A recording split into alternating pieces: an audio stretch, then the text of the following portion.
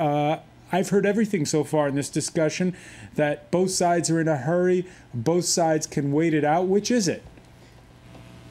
Well, I think the preference would be to get it done sooner rather than later, because the longer you wait, the higher the political cost becomes, and the harder it becomes to protect the negotiators politically. The technical details of a deal become increasingly clear the longer you negotiate, and they've been negotiating for 6 months. The political will to sell the deal, needing to take risks for peace, that's something that never goes away. So if not now, when? Patrick CLAWSON, do you agree? No. From the beginning of these talks, it was agreed by the two sides that Iran would have to, at the end of these talks, be left quite a ways away from having a nuclear weapon.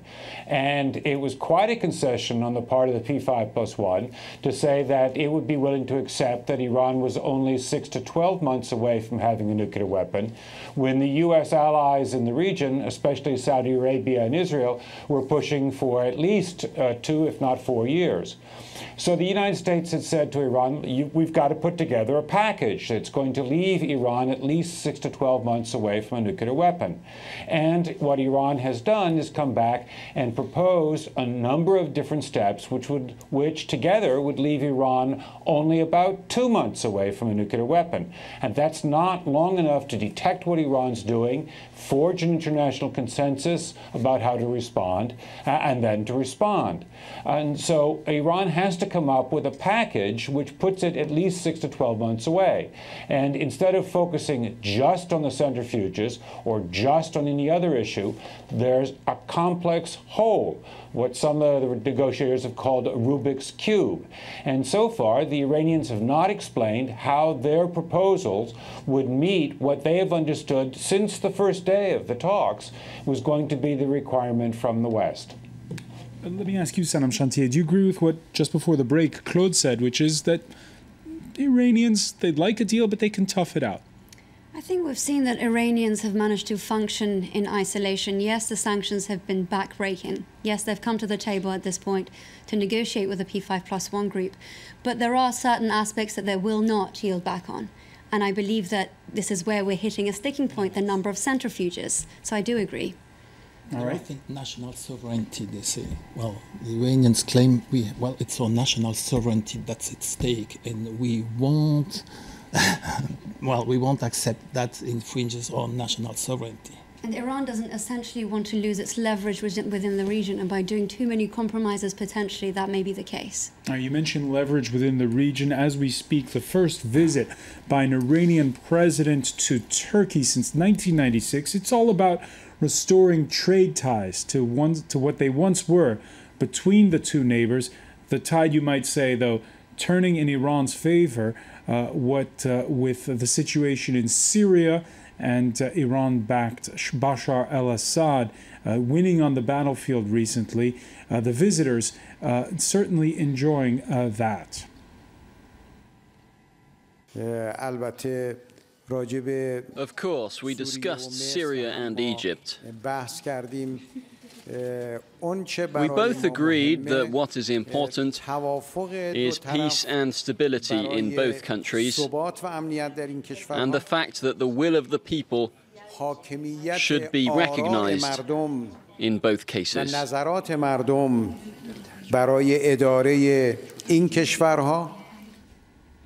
Reza MARASHI, did you imagine that you'd see the Iranian president in Ankara just a few months ago? I thought it was certainly possible, because the day he was inaugurated, he said that his #1 priority was to improve Iran's relations with its regional neighbors, and he singled out Saudi Arabia and Turkey as priorities. And this shouldn't come as a surprise to anyone that's followed Iran for any long period of time, because this is exactly what Rouhani's team did 10, 15 years ago when they were in power.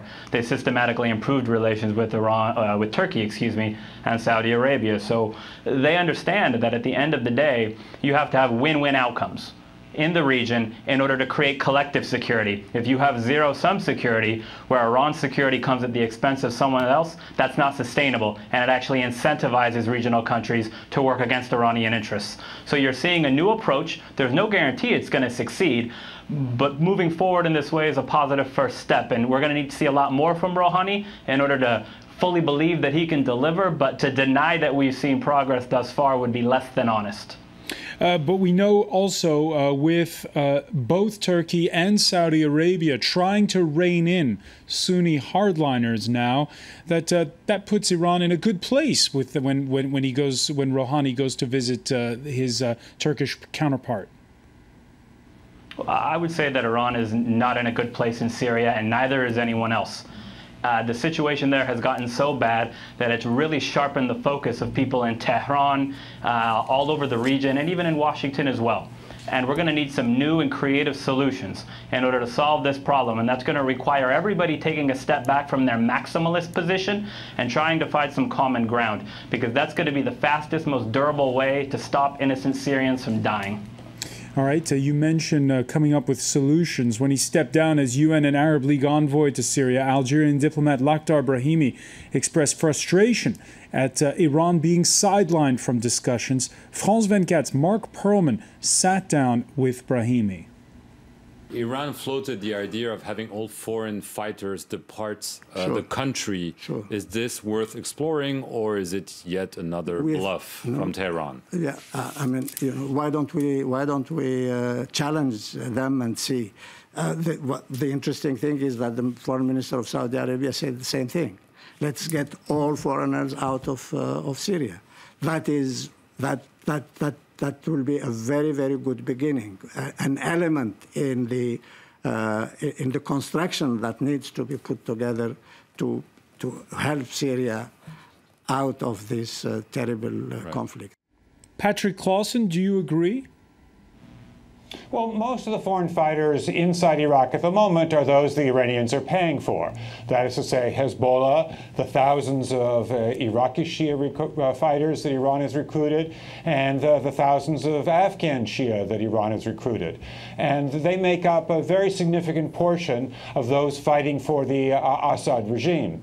If they were to leave Syria, then the Assad regime's ability to carry on the war would be seriously degraded.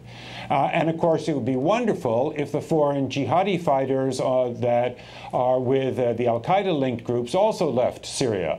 So it would be a wonderful situation if all the foreign fighters left, because that would weaken the two extremist forces in Syria, namely the Assad regime and the al-Qaeda forces, and it would therefore greatly strengthen the hand of the moderate opposition.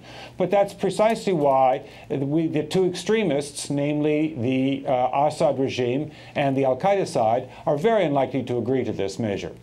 Unlikely to agree to it, but do you agree as well that it was a mistake to sideline Iran from Syria talks? No, the United Nations Security Council agreed upon the principles on which those talks would take place. And they were certain principles. And Iran refused to sign up to those principles.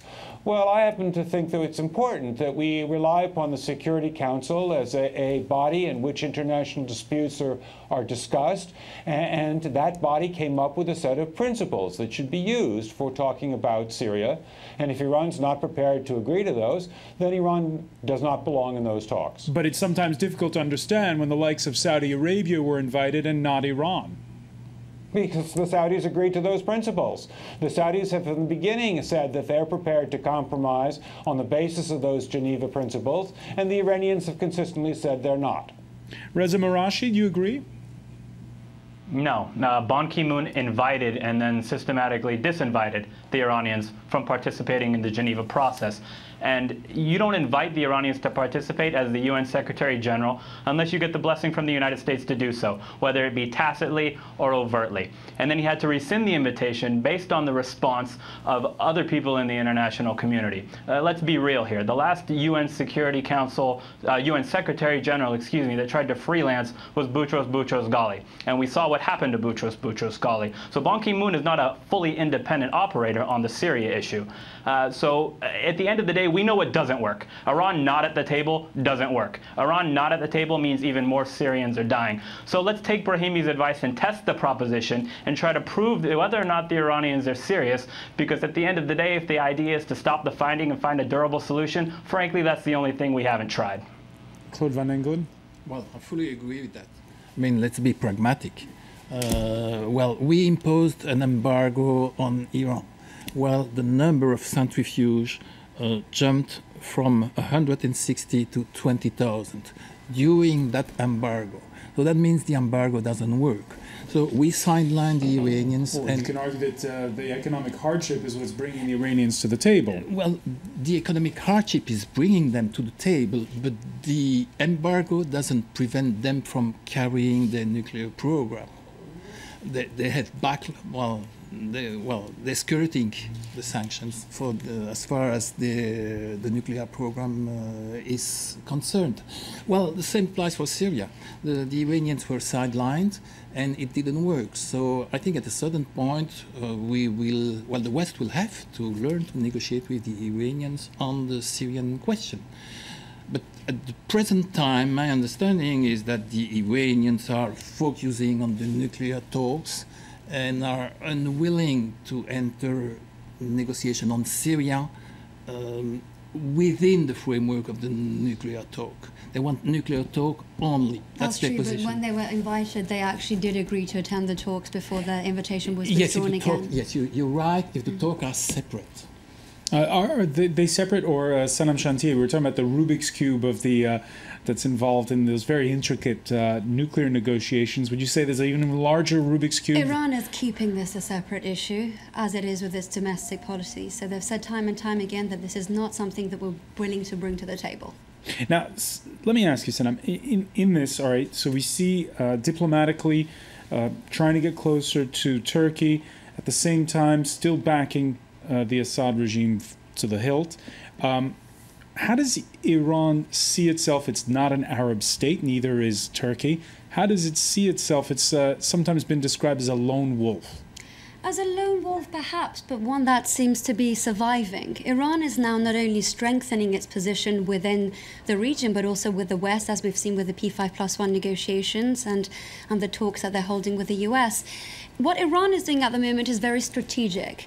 Rouhani's visit to Ankara was quite incredible because only within several hours of his arrival to the Turkish capital, we had his Turkish counterpart, Abdullah Gül, said that we call for all sanctions to be lifted if a nuclear agreement is in fact signed. And I can see that for Turkey that makes a lot of sense because it sees in Iran a strategic ally.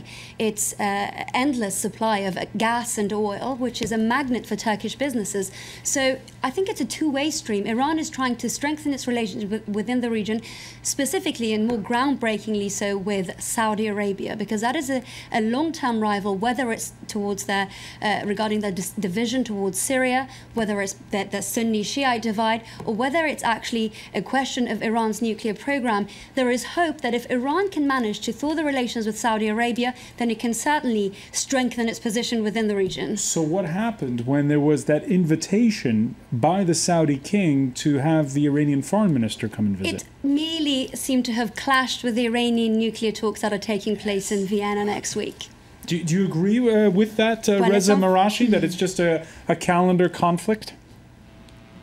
I think that's largely the problem. The Iranians have a vested and very serious national security interest in de-escalating tensions with Saudi Arabia. They did 10, 15 years ago, and they achieved the objective. And then 8 years of Mahmoud Ahmadinejad as the president of Iran systematically dissipated all of that goodwill and progress that was made. Rouhani's team is trying to rebuild what they already once built. Whether or not they're able to do it remains to be seen, but I think you're seeing more and more voices in Saudi Arabia over the past couple of weeks come out and say the same thing that the Iranians have been saying since Rouhani was inaugurated last August. Patrick CLAWSON, what are your thoughts on when that invite went out? Well, the Saudi attitude has always been to explore with others whether or not there's some way to have an improvement in relations. But the Saudi government is close to hysterical about the perception that Iran and its agents are on the march across the region, that they're taking over in Syria, the way the Saudis think that they've taken over in Iraq, and forming this band of countries to the north of Saudi Arabia that are hostile to the kingdom. And so it is the Saudis who are the hardest line on the question of what the position should be in the nuclear negotiations. When Obama went to Saudi Arabia a few months ago, he had very difficult discussions with the Saudis. And afterwards, they had the largest and most ostentatious military exercises in the history of the kingdom, 130,000 soldiers displaying the missiles that they acquired from the Chinese, all of this aimed at Iran. So the Saudis have been showing that, on the one hand, they want to talk to Iran, but on the other hand, they are preparing themselves, if necessary, for what they see as a confrontation with an aggressive Iran.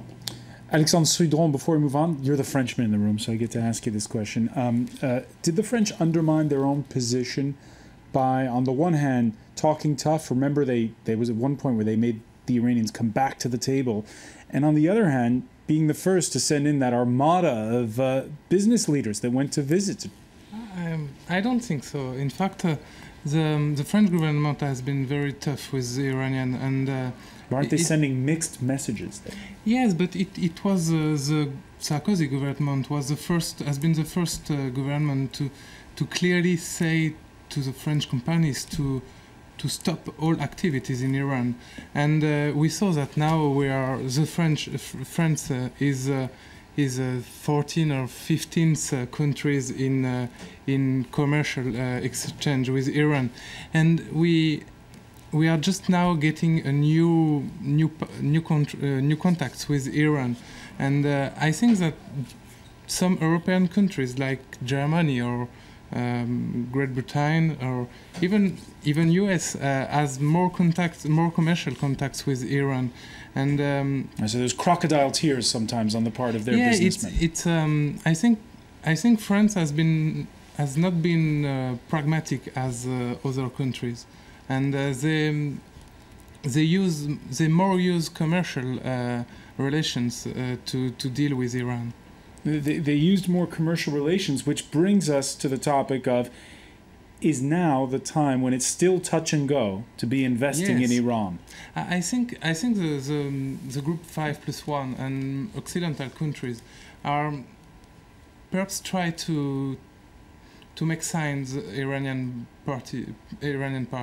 They don't want to give too much to the Iran part before the signature of the agreement. I think we can see that in the French delegation, German delegation, and British and American delegation. They want to keep this economical question to can be sure that Iran will sign contract. They don't want to give too much to Iran, and I think the $5 billion was the first time, but they don't want to give more.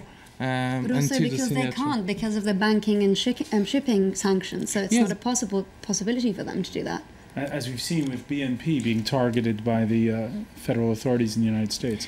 Yes, but for example, the $5 billion they accept to give to the Iranian National Bank, it's today financial tools are too difficult to make reality this agreement, and I think they really are waiting an agreement before to speak about commercial issues and speak about financial issues. I think it's the main question now. All right, which brings us again squarely to the issue of the domestic scene inside of Iran.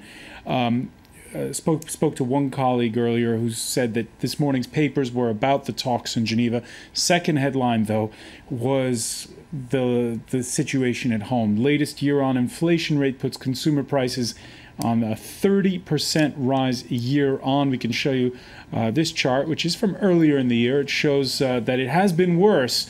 That was the numbers as of December. At one point, it was well over 40%. Sanam, SHANTYAEI, at this particular point in time, is there light at the end of the tunnel for the average Iranian?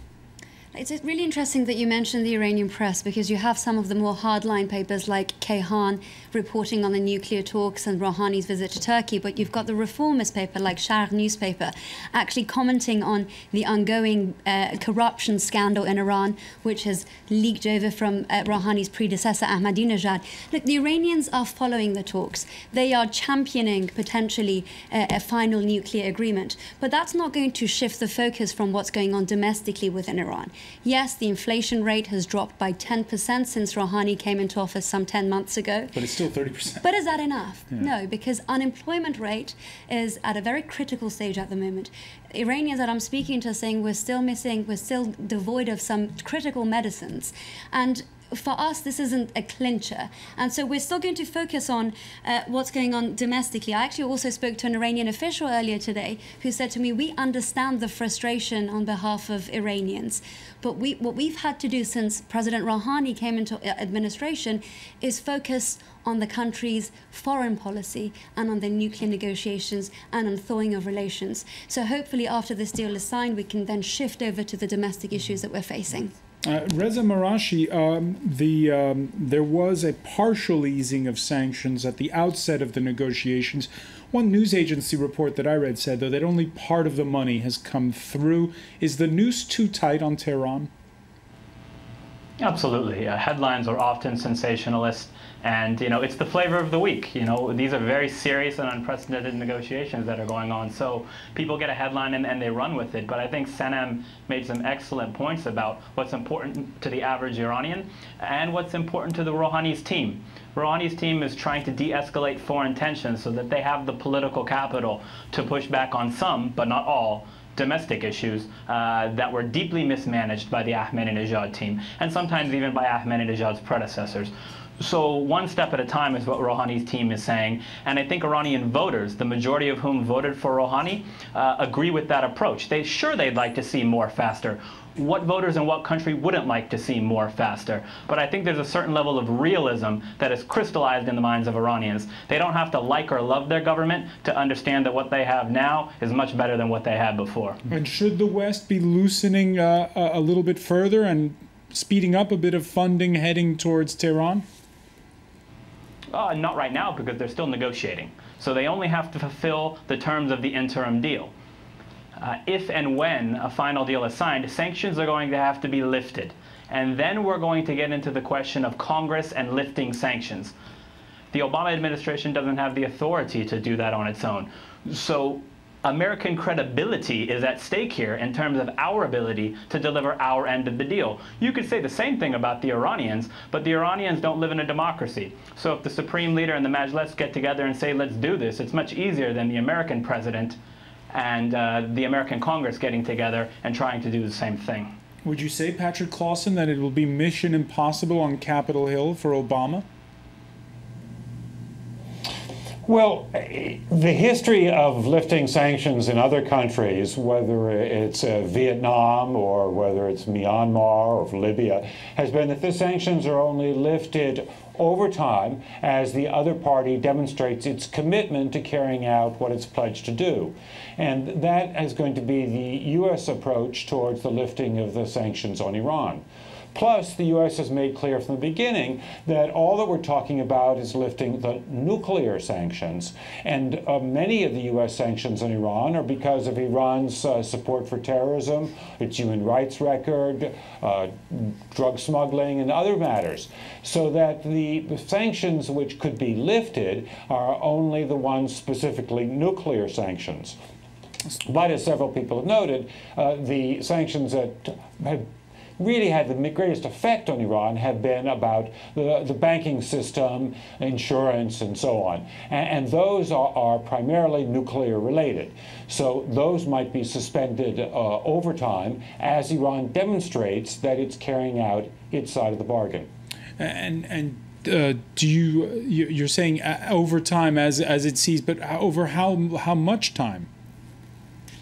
Well, the history of the lifting of sanctions by the United States has been that it generally will require a demonstrated commitment. And frankly, that's going to take a matter of a few years, not a few months.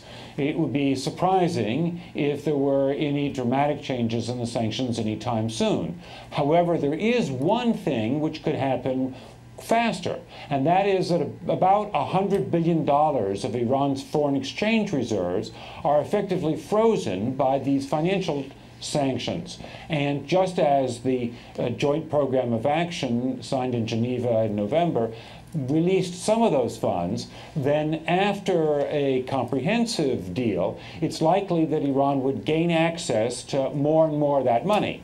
And that's $100 billion.